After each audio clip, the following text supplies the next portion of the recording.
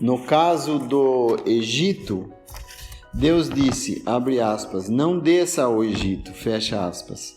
Esse era o mandamento definitivo e ele obedeceu. Mas Deus não disse, não vá para Gerar. Existem certas coisas em nossas vidas que temos que passar por experiências e Deus permite que elas venham em nosso encontro. Agora Abimeleque diz, vá embora. Isso era algo alegre de se ouvir, pois Isaque estava estabelecido lá e estava prosperando. Mas ele disse, vá, mas Deus estava por trás de tudo isso. Como Deus nos ama! Ele não vai nos deixar ficar nos caminhos que não devemos, mesmo que ele tivesse que chegar ao ponto de usar o próprio inimigo para nos acordar e nos guiar para fora da posição em que estamos. Quão bom seria se aprendêssemos esses princípios quando ainda somos jovens, ao invés de termos de esperar até que fiquemos velhos para aprendê-los. Quantos de nós tiveram que aprender essas coisas quando já eram velhos de alta idade? O versículo 17, no nosso capítulo, agora, onde ele se encontra, ele está no vale fora de Gerar. Não está mais na cidade, mas ainda ele só andou parte do caminho. Queridos irmãos, quão difícil é sairmos do sistema religioso desse mundo, no qual passamos. Mas Deus é paciente. Ele irá continuar até Isaque estar completamente fora dele. E ele irá estar nos ajudando até que estejamos desfrutando de nossas bênçãos espirituais que estão em Cristo Jesus. Abre aspas. E ele levantou a sua tenda em Gerar. Agora ele tem uma tenda, pois se tornou um peregrino. Seu pai também teve uma tenda. A tenda nos fala de uma vida simples, sem glamoures. Estamos querendo seguir os passos de glamour dessa vida? Isso não pertence à vida do peregrino. Uma vida simples, com coisas simples ao nosso redor e não as coisas que caracterizam esse mundo, pois nosso lar não é aqui. Um profeta disse, abre aspas, isso não é nosso descanso, pois está poluído, fecha aspas, Miqueias capítulo 2, versículo 10. No versículo 18 do nosso capítulo, esse foi um bom passo, e ele não mudou nada, nem o lugar, nem os nomes. Ele está começando a acordar. Ele está em seu caminho correto agora, mas sempre lembrando que Deus está por trás de tudo, dirigindo-o através dos obstáculos que Ele próprio permitiu em sua vida. Queridos irmãos, os obstáculos são bons para nós, pois se não fossem por esses obstáculos, Isaque poderia estar vivendo ainda em Gerar, lugar que não deveria nunca ter ido. Quanta paciência tem nosso Deus!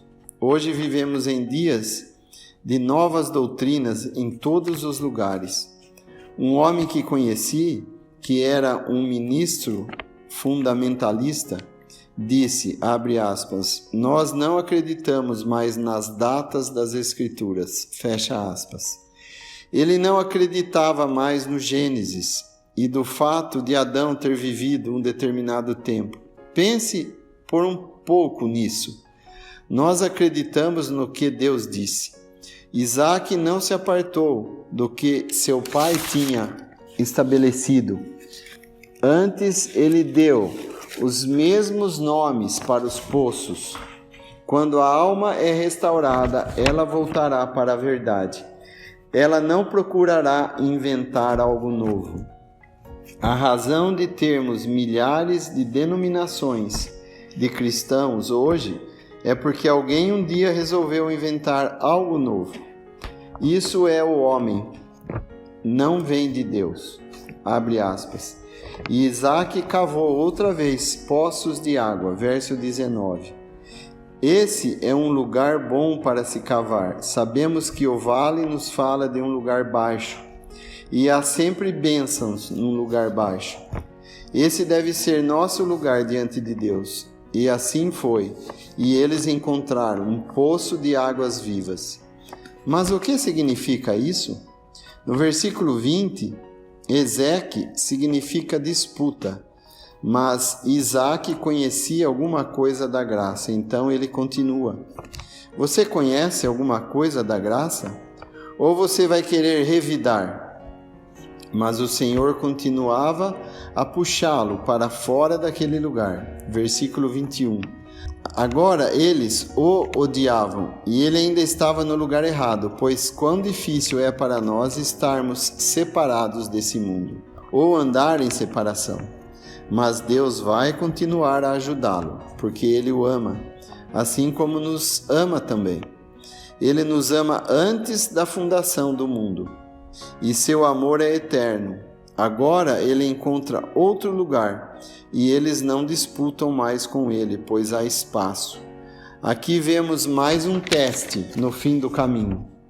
É o mesmo que se dissesse a Isaac se ele gostaria de ficar ali. Pois eu tenho preparado lugar se você quiser. Isso deve ter machucado Isaac quando ele viu isso, pois ele saiu rápido para fora. Como Deus trabalha? Ele tem seus próprios e maravilhosos meios de trabalhar com nossas almas. E pergunto a você, você quer ficar aqui? Você gostaria de ter sua porção nesse mundo? Ele logo iria ser consumido pelo fogo, e tudo o que você fizer será queimado com ele. Quando você tem sido abençoado com bênçãos celestiais em Cristo Jesus, e aceito no amado, você prefere ainda esse mundo como herança? Abre aspas. E ele subiu de lá para Berseba, fecha aspas. Lugar que nunca deveria ter saído. Quanto tempo vai levar para cada um de nós para sairmos desse mundo em nossos espíritos? E mesmo agora, nossos pobres corações frequentemente querem voltar para as coisas desse mundo, não é mesmo? Não deveria ser assim. Mas note o que acontece quando Isaac chega a Berseba, no versículo 24. O Senhor apareceu para ele nessa mesma noite. Ele não tinha um altar em Gerar, portanto não tinha comunhão com Deus. Você quer continuar a ter comunhão com Deus? Você quer ter comunhão com o Pai, o Filho e o Senhor Jesus Cristo? Praticamente aqui? É isso que você quer? É isso que eu quero. Eu posso não mostrar sempre esse desejo, mas é isso que eu quero. E isso foi o que Isaac teve. Tem o Senhor trabalhado com você nesse sentido? Eu tenho certeza que tem trabalhado comigo assim. E quão bom é saber que isso é o trabalho dele. Eu não posso olhar para trás e dizer que eu fiz isso ou aquilo, pois se pudesse eu estaria ainda em Gerar. Mas a misericórdia, a bondade e o amor de Deus fez tudo. Nós estávamos falando de luz vermelha e também de obstáculos. Você sabe, existe uma diferença entre vontade e fraqueza. No final desse capítulo, nós temos Esaú manifestando a sua vontade. Seu pai não queria que ele se casasse com mulheres gentias, mas ele continuou em sua vontade e fez a sua própria vontade prevalecer. Ele sabia que seu pai não queria aquilo, mas mesmo assim fez. Isso é o homem natural, sempre fazendo a sua vontade. Mas o que é fraqueza, então? Quando Pedro negou o Senhor, ele não queria ter feito aquilo. E quando ele fez, chorou amargamente. Ele havia feito aquilo em fraqueza. Quando Abraão desceu ao Egito, foi também em fraqueza. Ele tinha obedecido o mandamento de Deus, o Deus da glória, tinha aparecido para ele. Deus havia chamado ele para o lugar que ele havia estabelecido, mas foi em fraqueza que ele foi ao Egito. No final desse capítulo, como já vimos, encontramos Esaú fazendo a sua vontade, e se fazemos a nossa vontade, não podemos jamais dizer que se falharmos é porque somos fracos.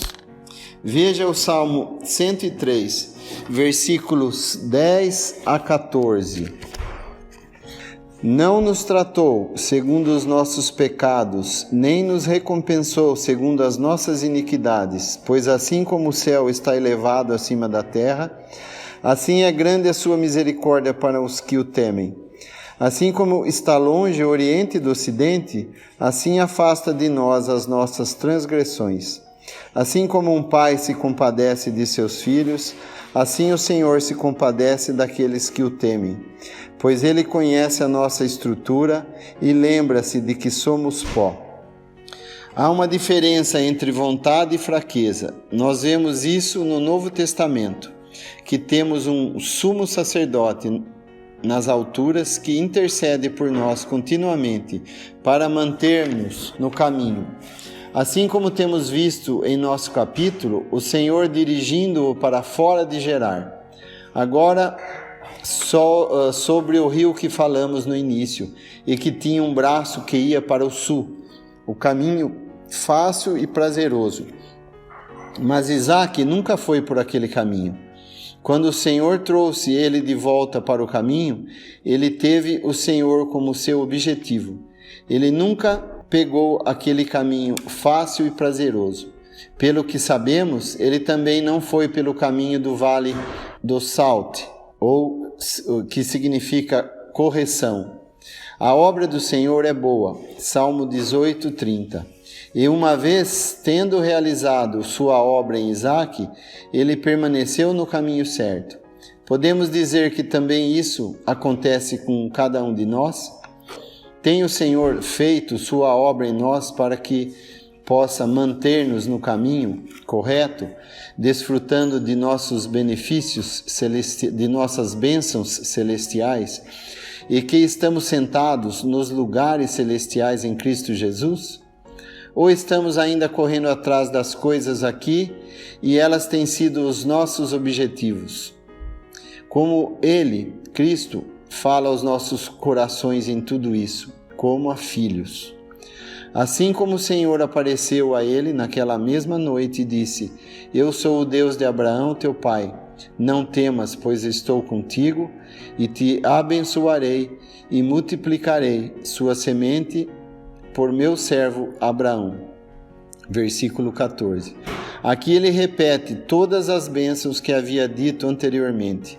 Ele havia trazido-o de volta e repete a mesma mensagem e diz: Eu estou contigo.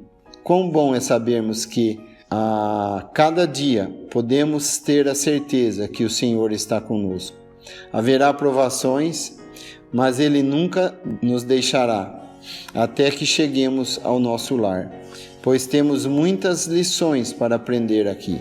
Mas Ele diz: Estou contigo. Não te deixarei nem te esquecerei. Nunca. A fé acredita nisso, e nisso está a nossa alegria. Portanto, Isaque teve que aprender.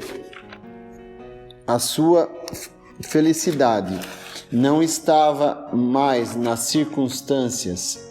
Antes, a sua felicidade estava na comunhão com Deus. E agora, o que acontece? Ele levanta um altar, versículo 25. Veja quanto tempo ele ficou sem um altar. Mas agora ele pode levantar um altar e no lugar certo. Ele não poderia ter um altar em outro lugar. Você tem um altar? Que coisa triste de se ver um lar onde os filhos são criados sem um altar.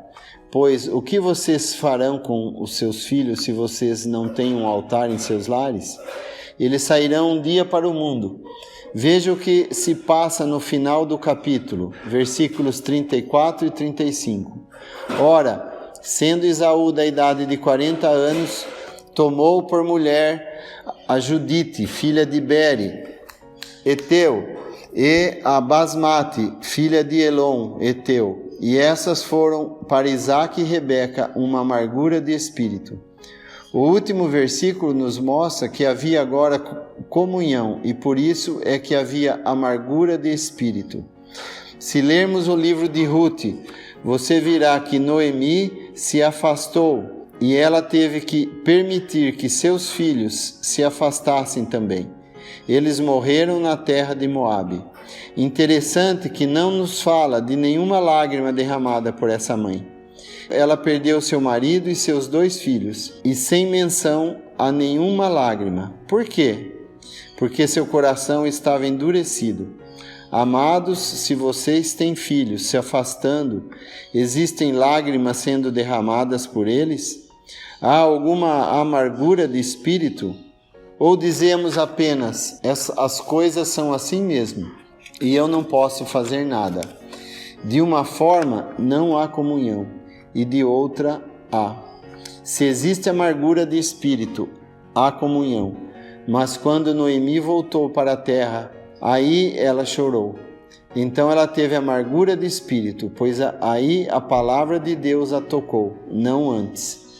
Então, quando Isaque voltou, nós temos isso mencionado sobre Esaú, um de seus filhos. Se afastou e por isso havia amargura de espírito em seus pais.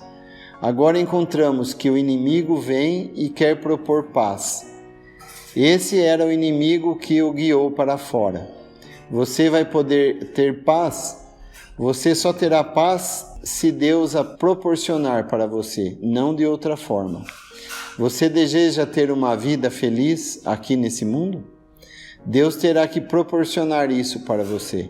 E se você responder à sua gentil direção no caminho de fé, o final será você viver em paz. Nos versículos que lemos, no capítulo 35, nós vemos que Abraão e Isaque habitaram em Hebrom. Não nos é dito isso em nosso capítulo, mas agora nós aprendemos que Hebrom é onde Isaque passou sua vida após ser corrigido. Quão bom é isso, um crente passar sua vida desfrutando das coisas espirituais, ao contrário de passar o tempo sendo corrigido, vivendo na terra de seus inimigos e tendo que ser corrigido continuamente para que ele pudesse viver do bem que Deus tem provido para ele. E quanto de bom Deus tem preparado para nós? Porque então, quando nós sabemos que temos tanto, nós ainda procuramos nos alimentar desse mundo? Vamos nos ocupar com o que esse mundo religioso nos oferece? Sabemos que o mundo religioso é a pior parte. Foi o mundo religioso que crucificou o Senhor Jesus, nosso Salvador. E o mundo religioso que perseguiu e persegue os cristãos. Lemos em Apocalipse 18, 24 que a Babilônia, aquele grande sistema religioso, terá que responder pela morte dos profetas de Deus e de todos os santos mortos nesse mundo. Por isso, no versículo 32 se diz, abre aspas, e aconteceu naquele mesmo dia que vieram os servos de Isaque e anunciaram-lhe acerca do negócio do poço, que tinham cavado e disseram-lhe, temos achado água, fecha aspas. Eles acharam água no lugar onde deveria haver água. Berseba, o poço do juramento. A água nos fala de refrigério. Nós precisamos de refrigério. Se somos cidadãos celestiais, precisamos de refrigérios celestiais. Clarice Landin.